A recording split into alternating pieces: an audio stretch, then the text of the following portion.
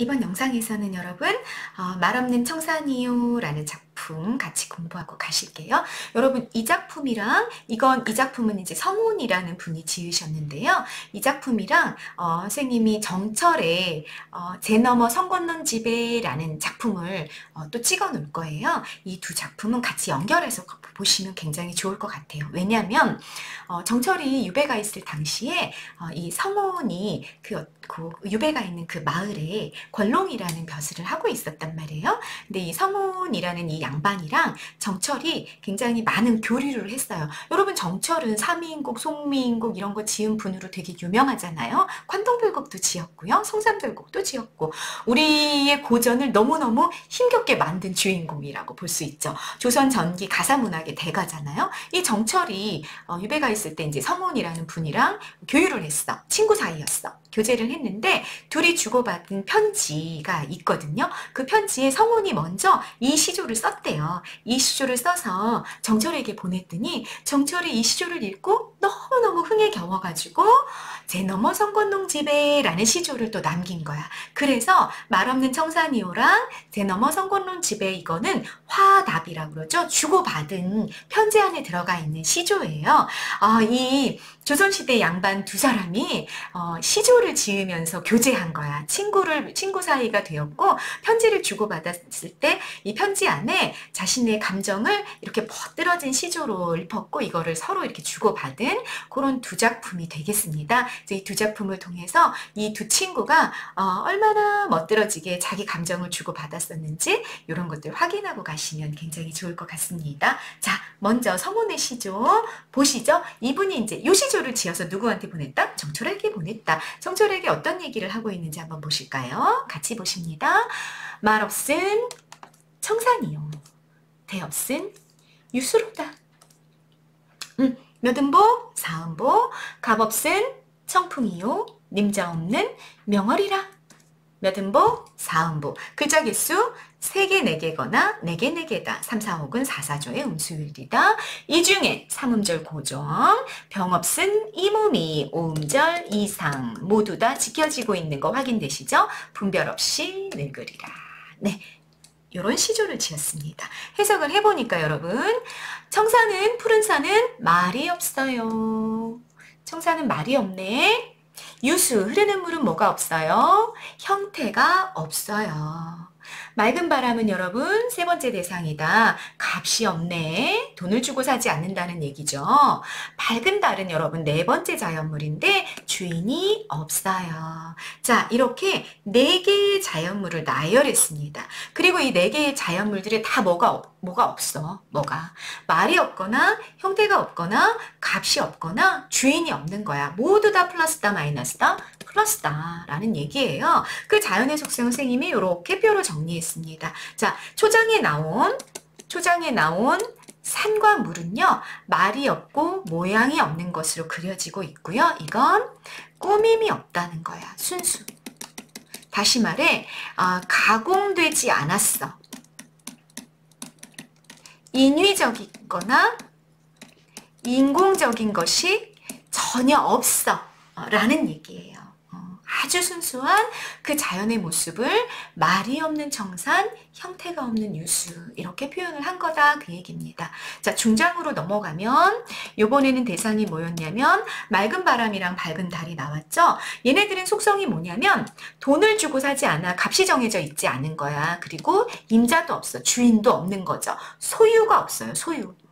소유도 없고 또 돈을 주고 사는 것도 아니야.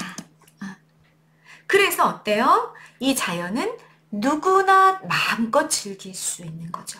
사사로움이 없어요. 사사로움이 없어. 개인이 어떤 독점하거나 이러는 것이 아니라 모두가 평등하게 즐길 수 있는 것이 자연의 속성이다. 그렇게 얘기하고 있는 거죠. 초장에서 어떤 자연이다? 너무나 순수한 인위적이고 인공적인 것이 아니야. 그것이 자연이야. 중장에서 어떤 자연? 모두가 평등하게 즐길 수 있는 것이 자연이야. 이렇게 얘기한 거죠. 여러분 여기 사용된 표현법들 보이시나요? 네, 열거 보였고요. 그죠? 모두 보였어요? 대구도 보였죠? 말 없는 갑 없는 청산이요 청풍이요 태 없는 님자 없는 유수로다 명월이라. 보이시죠? 반복도 보였다. 뭐가 반복됐어? 없은 없은 없은 없은 이렇게 반복이 되고 있구나. 이요 이요 이렇게 반복이 되고 있는 거 확인되셨죠? 열고대고 반복법 쓰였습니다. 됐죠? 그렇게 자연의 플러스의 속성을 쭉 나열해 준 거예요. 이렇게 나열해 주고 그래서 이 자연이 얼마나 순수하고 얼마나 평등한지를 얘기해 준 거죠. 그리고 마무리로 나에게로 와요. 이 중에 이가 가리키는 게 뭐예요? 이가 가리키는 거. 청산, 청풍, 유수, 명월을 가리키는 거죠. 이 가운데, 이 자연 가운데 나는 뭐가 없어? 나는 병이 없네? 그러니까 나나 자연이나 어때? 대등하네. 대등해. 같아. 평등해. 그런 병이 없는 이 몸이 분별 없이 여러분 별표 3개 구별됨이 없이 라고 해석하셔도 되고요. 두 번째 근심 없이 라고 해석하셔도 됩니다. 근심이 없겠죠. 그리고 자연과 하나야. 왜 나도 없잖아. 뭐가 없어. 병이 없잖아. 이 자연도 뭐가 하나씩 없었고 나도 뭐가 하나가 없어. 똑같아. 대등해. 그래서 구별되지 않는 거죠.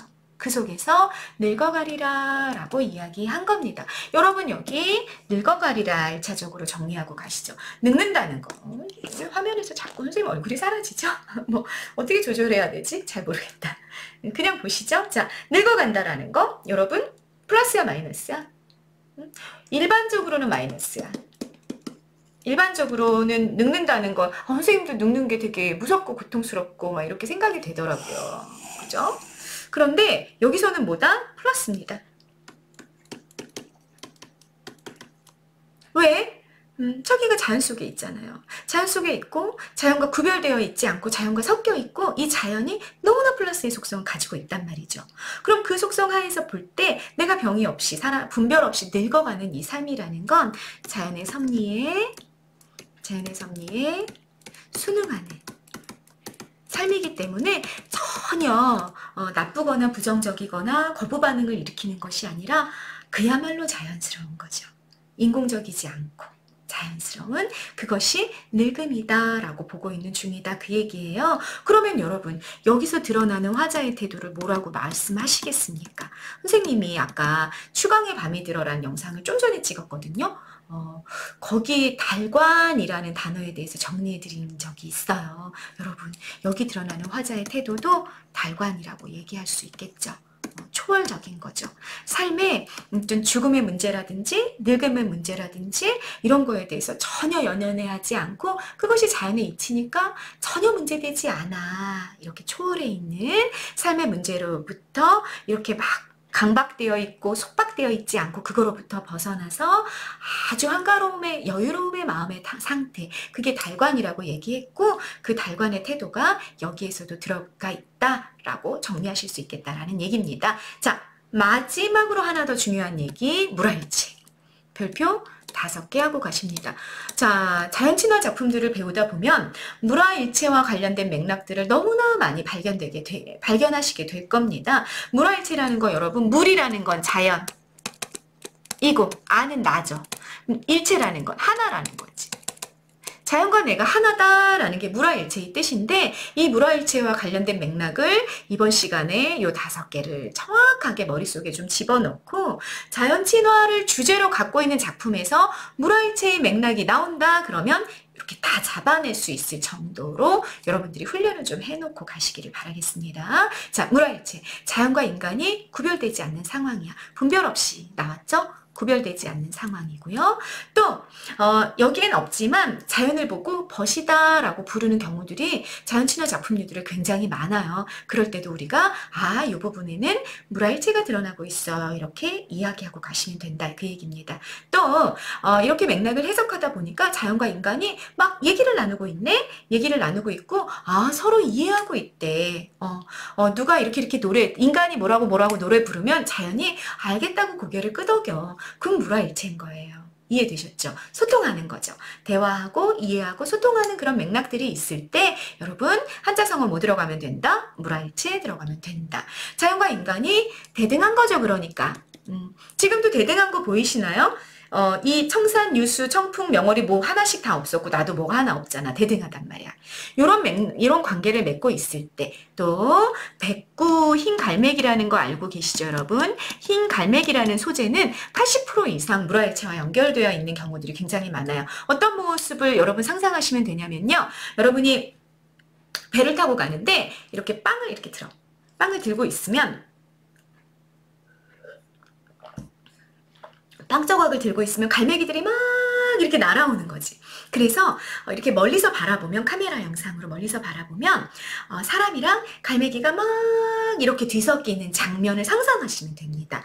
그게 백구예요. 그래서 이 백구가 예전에도 이제 막 사람들이 지나가면 백구가 이렇게 막 날아왔었던 것 같아. 그래서 백구라는 소재가 등장하면 80% 이상 인간과 백구가 이렇게 섞이는 장면 연상하시면 돼요. 물화일체라는 한자 성어다라는 얘기입니다. 자, 성운이 이런 시절을 지은 거예요. 자연을 벗삼는 즐거움과 자연과 하나가 되는 그 물화일체의 경지가 얼마나 아름다운가 훌륭한가 이런 얘기를 써서 누구한테 보냈다? 정철에게 보냈다 그 얘기입니다. 자, 여러분 정철의 시조 어떻게 답가를 보냈는지 연결해서 같이 보시는 거 잊지 마세요. 말 없는 청산이요 라는 영상은 여기까지 찍겠습니다.